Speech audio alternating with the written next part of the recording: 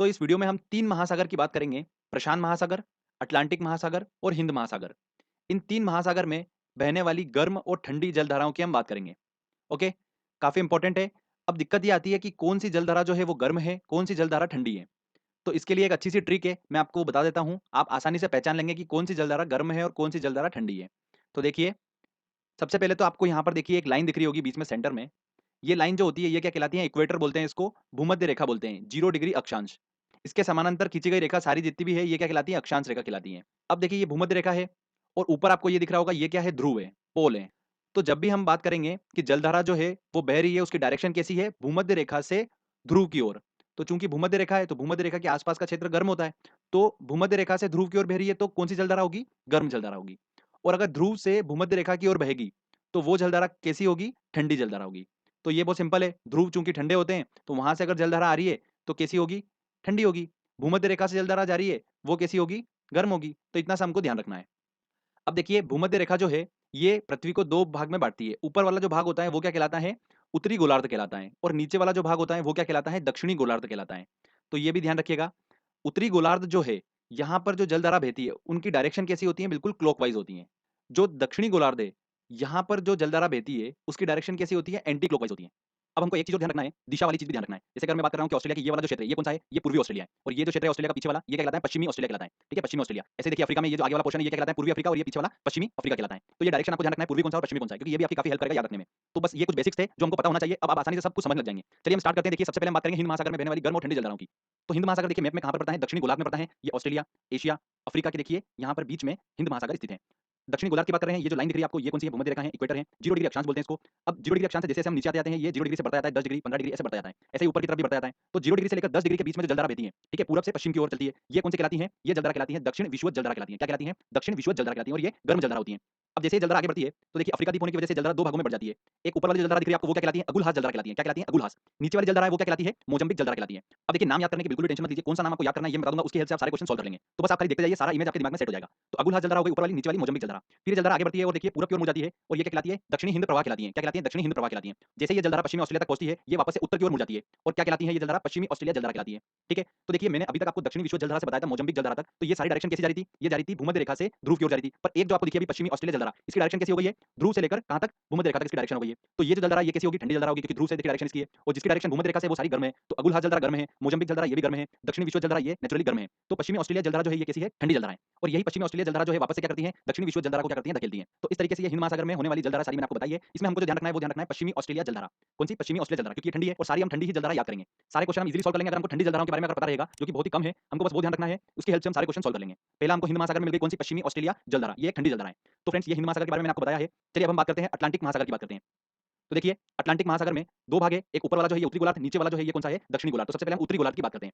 तो देखिए उत्तरी गोलार्ध में ये सेंटर वाली जो लाइन जा रही है आपको, ये भूमध्य रेखा 0 डिग्री अक्षांश, इससे जस्ट ऊपर 10 डिग्री तक जो जलधारा बहती है, वो क्या कहलाती है? उत्तर विषुवत जलधारा कहलाती है। क्या कहलाती है? उत्तर विषुवत जलधारा। अगर मैं बोल रहा हूँ नीचे की तरफ, दक्षिण की तरफ, तो दक्षिण विषुवत जलधारा, सिंपल सा, ठीक है? तो ऐसे ही ऊपर की हम बात करें तो उत्तर विषुवत जलधारा ऊपर बहती है। जैसे ये उत्तर विषुवत जलधारा आगे बढ़ते हुए 15 डिग्री तक पहुँचती है, ये 2 भागों में बढ़ जाती है। एक भाग इसका चला जाता है कैरिबियन सागर में और दूसरा भाग ऊपर की ओर जाता है, जो कि है एंटलीज जलधारा कहलाती है। क्या कहलाती है? एंटलीज जलधारा कहलाती है।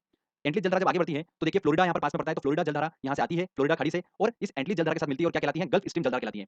मोस्ट इंपोर्टेंट है गल्फ स्ट्रीम जलधारा, क्योंकि विश्व की सबसे तेज बहने वाली जलधारा है ये। कौन-सी? गल्फ स्ट्रीम जलधारा। तो फ्रेंड देखिए जितनी भी मैंने आपको बताई अभी तक जलधारा, इन सब की डायरेक्शन कैसी है? भूमध्य रेखा से ध्रुव की ओर, मतलब सारी गर्म जलधारा है। अभी तक हमने कोई ऐसी जलधारा नहीं डिस्कस करी है जो ध्रुव से भूमध्य रेखा की ओर आए। तो जितनी भी अभी तक हमने पढ़ी है ये सारी गर्म जलधारा है, क्योंकि इनकी डायरेक्शन कैसी है? भूमध्य रेखा से ध्रुव की ओर है।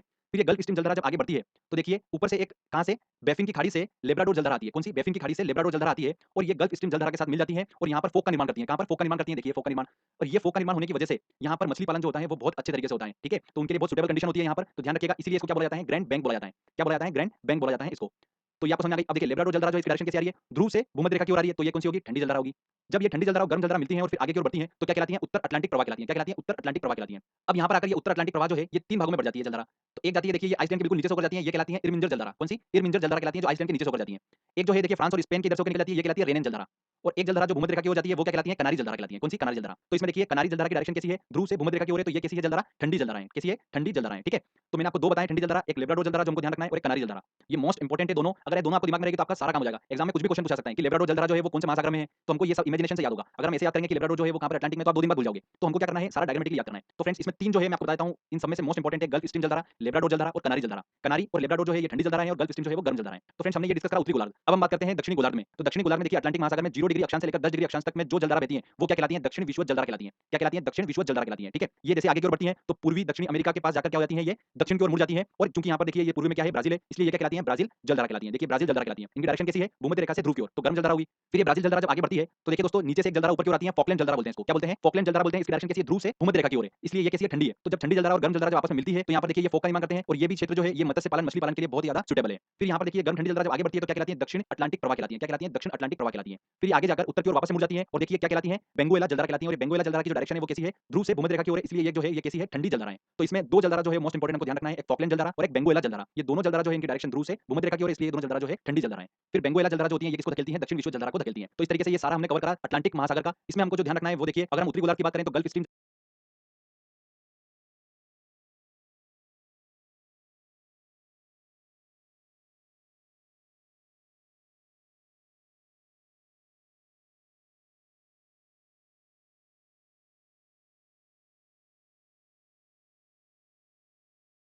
जलधारा मोस्ट इंपोर्टेंट गर्म जलधारा है, लेब्राडोर और कनारी जलधारा, ये दोनों जो है ठंडी जलधारा है उत्तर गोलार्ध की। दक्षिणी गोलार्ध की बात करें तो फॉकलैंड जलधारा और बेंगुएला जलधारा। तो ये वाला क्वेश्चन अभी पूछा गया था, बेंगुएला जलधारा जो है ये कौन से महासागर में स्थित है, तो अटलांटिक महासागर में स्थित है। कुछ भी क्वेश्चन बन सकता है, यहाँ से क्वेश्चन बनने के चांसेस बहुत ज्यादा होते हैं। ओके फ्रेंड्स, तो देखिए बेंगुएला जलधारा और फॉकलैंड जलधारा आपको ध्यान रखना है। तो ठंडी ठंडी जलधारा सारी ध्यान रख लेंगे तो आपका सारे क्वेश्चन बन जाएंगे। अब एक इंपॉर्टेंट पॉइंट सुनिए, अभी मैंने आपको बताया कनारी की जलधारा, गल्फ स्ट्रीम जलधारा, उत्तर अटलांटिक प्रवाह, उत्तर विषुवत जलधारा, इन चारों जलधाराओं के बीच में शांत जल के क्षेत्र को क्या बोला जाता है, सार्गेसो सागर के नाम से जाना जाता है। तो ये एग्जाम में काफी पूछा जा रहा है क्वेश्चन कि सार्गेसो सागर जो है वो कौन से महासागर में स्थित है, तो अटलांटिक महासागर में स्थित है। एक और पॉइंट सुनिए, इस सागर का नाम सार्गेसो क्यों रखा गया, क्योंकि इसके तट पर क्या होता है कि मोटी समुद्री घास तैरती रहती है, जिसे पुर्तगाली भाषा में क्या बोलते हैं, सार्गेसम बोलते हैं।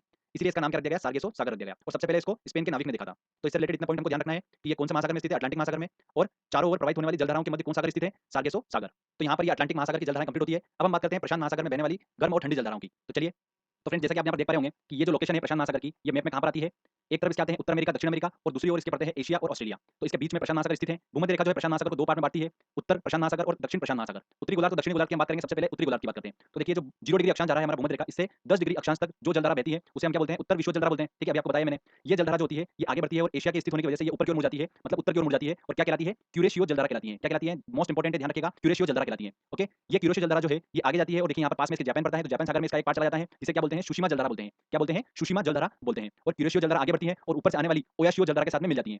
ये ओयाशियो जलधारा जो है इसकी डायरेक्शन कैसी है, ध्रुव से भूमध्य रेखा की तरफ है, इसलिए ये ठंडी जलधारा है। ठीक है, तो ये भी एग्जाम में मोस्ट इंपोर्टेंट है, पूछा जा सकता है। जब ये ठंडी और गर्म जलधारा आगे बढ़ती है तो क्या कहलाती है, उत्तरी प्रशांत जलप्रवाह कहलाती है। और इसी उत्तरी प्रशांत जलप्रवाह में देखिए बेरिंग जलसंधि से ऊपर की ओर एक जलधारा आती है, क्यूराइल जलधारा आती है, जो कि उत्तरी प्रशांत जलप्रवाह के साथ में मिल जाती है। ये क्यूराइल जलधारा जो है इसकी देखिए डायरेक्शन कैसी है, ध्रुव से भूमध्य रेखा की ओर है, तो ये ठंडी जलधारा है। ओके, तो ओयाशियो जलधारा और क्यूराइल जलधारा जो है दोनों ठंडी जलधारा है, बाकी सारी गर्म जलधारा है। आगे बात करते हैं, ये उत्तरी प्रशांत जलप्रवाह आगे बढ़ते हुए 2 पार्ट में बढ़ जाता है। एक देखिए अलास्का की ओर चली जाती है जलधारा, उसे क्या बोलते हैं, अलास्का जलधारा बोलते हैं। और एक दक्षिण की ओर आती है, जिसे क्या बोलते हैं, कैलिफोर्निया जलधारा बोलते हैं। अब देखिए कैलिफोर्निया जलधारा की डायरेक्शन कैसी है, ध्रुव से भूमध्य रेखा की ओर, तो ठंडी जलधारा है ये। तो हमको 3 ध्यान रखना है, ओयाशियो जलधारा, क्यूराइल जलधारा और कैलिफोर्निया जलधारा, ये तीनों जलधारा जो है ये ठंडी जलधारा है। ठीक है, तो ये हमारा उत्तरी गोलार्ध की सारी जलधाराएं कंप्लीट होती है प्रशांत महासागर की। अब हम बात करते हैं दक्षिणी गोलार्ध के प्रशांत महासागर की जलधाराओं की। तो देखिए 0 डिग्री अक्षांश से अगर 10 डिग्री अगर अक्षांश की बात करें दक्षिणी गोलार्ध की, तो यहाँ पर जो जलधारा बहती है वो क्या कहलाती है, दक्षिण विषुवत जलधारा कहलाती है। ठीक है, और ये आगे बढ़ती है और पूर्वी ऑस्ट्रेलिया के यहाँ क्षेत्र से देखिए घूम जाती है किधर की ओर, दक्षिण की ओर, और क्या कहलाती है, पूर्वी ऑस्ट्रेलिया जलधारा कहलाती है। और इसकी डायरेक्शन कैसी है, इसकी डायरेक्शन है भूमध्य रेखा से ध्रुव की ओर, तो ये गर्म जलधारा है। तो ध्यान रखिएगा, पश्चिमी ऑस्ट्रेलिया जलधारा जो हमने अभी पढ़ी हिंद महासागर में वो ठंडी जलधारा है, और पूर्वी ऑस्ट्रेलिया जलधारा जो है वो कैसी है, गर्म जलधारा है। ठीक है, तो ये दोनों बहुत कंफ्यूज करती है सबको, तो हमको ट्रिक के माध्यम से याद है तो हम कभी नहीं भूल पाएंगे।